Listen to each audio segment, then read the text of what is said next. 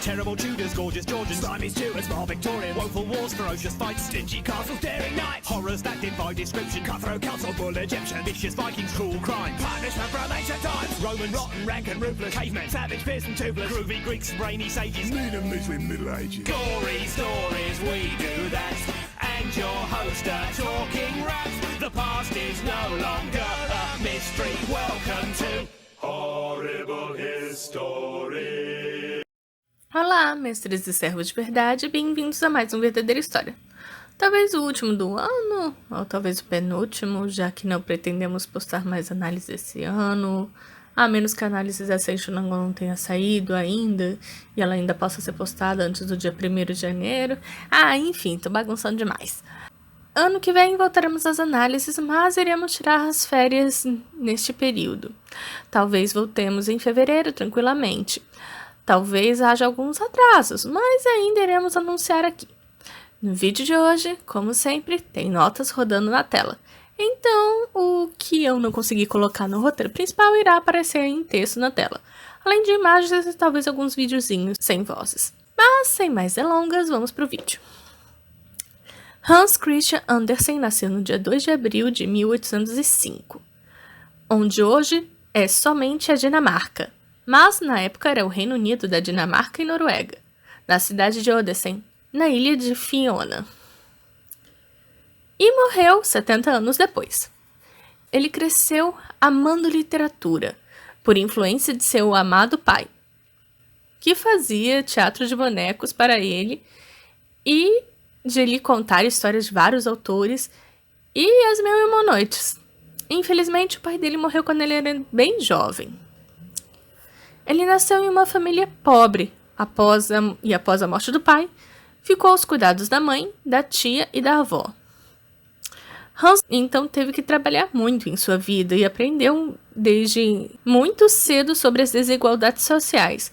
E ele aplicou muito dos contrastes de forma subjetiva em suas obras, o que as torna sempre mais aprofundadas do que realmente parece. Sua mãe chegou a se casar novamente, mas isso fez com que Hans se sentisse abandonado. Ele tem uma meia-irmã mais velha, que foi de um caso de sua mãe antes dela se casar com seu pai, mas foi registrada como filha do pai dele.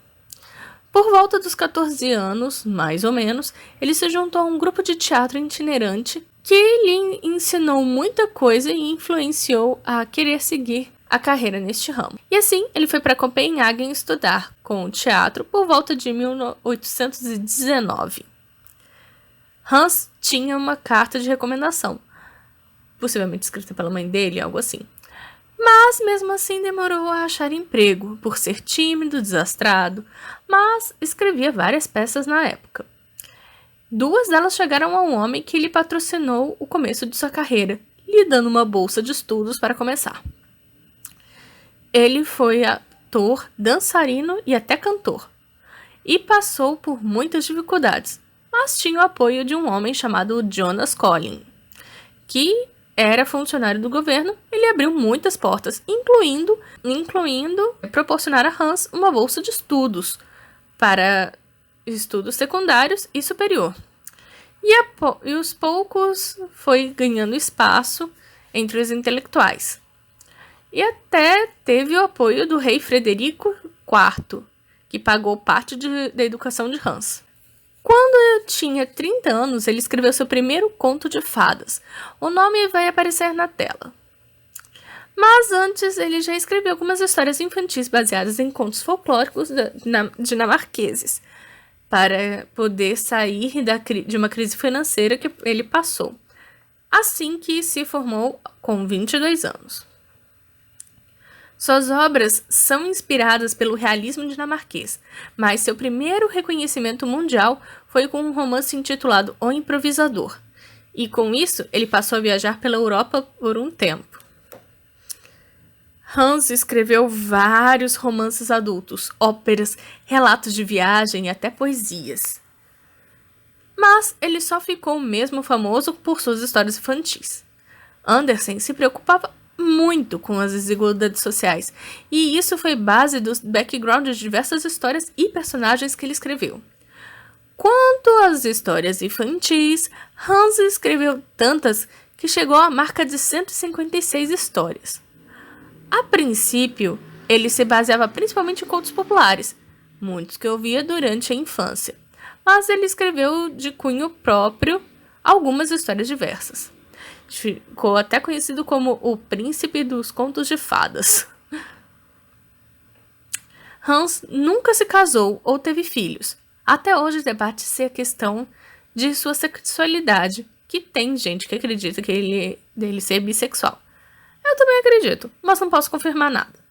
Porém, a história da Pequena Sereia, segundo muitos especialistas e biógrafos, foi inspirada em um romance platônico que o autor teve por um amigo muito próximo do sexo masculino. Contudo, confirmadamente, ele teve alguns amores não correspondidos também por mulheres, e por isso ele seria caracterizado como bi. Novamente, eu não tenho certeza, então não confirmarei nem negarei essa possibilidade, apesar de acreditar que era assim. Com relação a seus amores por mulheres, ele era extremamente tímido e tinha dificuldade de falar com mulheres, incluindo Jenny Lind, uma cantora de ópera sueca muito famosa na Europa e nos Estados Unidos, por quem ele foi apaixonado, porém ela só ouvia como irmão. Mais tarde, a mesma se casou com um pianista alemão que trabalhava com ela. Ela chegou a negar até mesmo o compositor polonês Frédéric Chopin. Essa daí não era qualquer uma, não. Hans também colocava muitas expressões autobiográficas em algumas de suas histórias, como em O Patinho Feio e O Soldadinho de Chumbo. E quanto a seu talvez romance platônico por um homem, teria sido espelhado em A Pequena Sereia, publicado em 1837. O homem, que foi o ser de sua afeição, era seu amigo Edward Cullen. Segundo o crítico de história literária Victor Norton, Hans era bi e manteve essa paixão semi-platônica até que Edward decidiu se casar. E por isso ele escreveu A Pequena Sereia com um final tão triste, já que ele se via como uma garota com relação a seu amigo. O que finalizava é que ele teve diversos amores não correspondidos, e isso lhe causou muito sofrimento. Alguns foram femininos, outros possivelmente existiram, sim, foram masculinos, mas ele não foi correspondido, e pelo sofrimento que passou, ele transferiu para suas obras, apesar de que ele abordava outros problemas vivenciados também em suas obras, não só relacionados a amor. E tem gente que acha que é anacrônico usar este termo para ele. Mas assim, sendo anacrônico ou não, eu gosto das obras dele e acho que a vida dele é fascinante. Talvez um dia no futuro eu atualize este vídeo, para confirmar isto ou não, porque ainda assim é algo relevante. E seria anacrônico, pois os termos homossexual e bissexual são posteriores à sua morte. Ele faleceu em Copenhague, na Dinamarca, em 1875, quando tinha 70 anos, no dia 4 de agosto daquele ano. A data de seu aniversário se tornou o Dia Mundial do Livro Infantil, devido à sua influência como escritor de contos de fadas e contos de histórias infantis. Seu nome se tornou um prêmio importante na literatura infanto-juvenil de reconhecimento mundial. A escritora Lídia Bojunga Nunes foi a primeira autora brasileira a ganhar essa honra, em 1982. Hans se tornou um dos maiores autores de contos de fadas, revisitado até hoje e foi largamente adaptado em diversas obras. Continua a ser publicado e republicado, e sim, A Pequena Sereia é meu conto de fadas favorito. Admito que foi por causa da Disney que eu conheci, e ela é a minha princesa favorita desta empresa também. Mas, mesmo em seu original, do livro do Hans, é meu conto favorito até hoje. Na cidade natal de Hans foi construída uma estátua da Pequena Sereia em pedra em uma das praias locais, em homenagem ao autor. Ele tinha uma voz linda quando adolescente para cantar, mas seu corpo era muito magro e não tinha amigos quando criança. Seu primeiro conto foi publicado quando ele tinha 17 anos. Ele tinha medo de ser enterrado vivo e até fez seus amigos prometerem a cortar suas artérias antes de enterrá-lo no caixão. Apesar de ser famoso, sua maior fama veio com seus contos infantis. Contudo, só quando ele tinha já seus 40 anos que essa fama realmente despontou entre as crianças.